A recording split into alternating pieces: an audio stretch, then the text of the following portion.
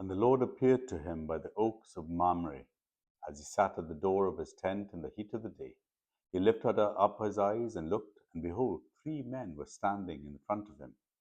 When he saw them, he ran from the tent door to meet them and bowed himself to the earth and said, O Lord, if I have found favor in your sight, do not pass by your servant. Let a little water be brought, and wash your feet, and rest yourselves under the tree, while I bring a morsel of bread, that you may refresh yourselves, and after that you may pass on, since you have come to your servant. So they said, Do as you have said. And Abraham went quickly into the tent to Sarah and said, Quick, 3 seahs of fine flour, knead it, and make cakes. And Abraham ran to the herd and took a calf, tender and good, and gave it to a young man who prepared it quickly. Then he took curds and a milk and the calf that he had prepared and set it before them. And he stood by them under the tree while they ate. They said to him, Where is Sarah your wife? And he said, She is in the tent.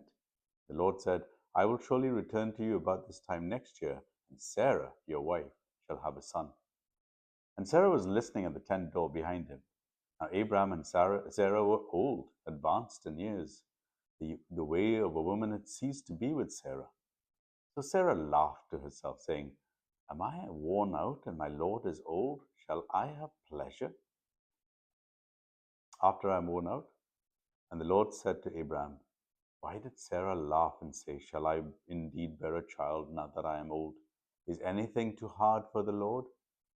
At the appointed time I will return to you, about this time next year, and Sarah shall have a son. But Sarah denied it, saying, I did not laugh, for she was afraid. She said, No, but you did laugh. Then the men set out from there, and they looked down towards Sodom. And Abraham went with them to set them on their way. The Lord said, Shall I hide from Abraham what I am about to do?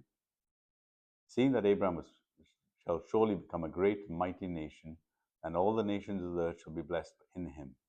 For I have chosen him, that he may command his children and his household after him to keep the way of the Lord by doing righteousness and justice, so that the Lord may bring to Abraham what he had promised him. Then the Lord said, Because the outcry against Sodom and Gomorrah is great, and their sin is very grave, I will go down to see whether they have done altogether according to the outcry that has come to me, and if not, I will know. So the men turned from there and went towards Sodom, but Abraham still stood before the Lord. Then Abraham drew near and said, Will you indeed sweep away the righteous with the wicked? Suppose there were 50 righteous within the city. Will you then sweep away the place and not spare it for the 50 righteous who are in it? Far be it from you to do such a thing, to put the righteous to death with the wicked, so that the righteous fare as the wicked. Far be that from you. Shall not the judge of all the earth do what is just? The Lord said, If I find at Sodom 50 righteous in the city, I will spare the whole place for their sake. Abraham answered and said, Behold, I have undertaken to speak to the Lord, I who am but dust and ashes. Suppose 5 of the 50 righteous are lacking. Will you destroy the whole city for lack of 5? And he said, I will not destroy it if I find 45 there. Again he spoke to him and said, Suppose 40 are found there. And he answered, For the sake of 40, I will not do it. Then he said, Oh, let not the Lord be angry, and I will speak. Suppose 30 are found there. And he answered, I will not do it if I find 30 there. Behold, I have undertaken to speak to the Lord. Suppose 20 are found there.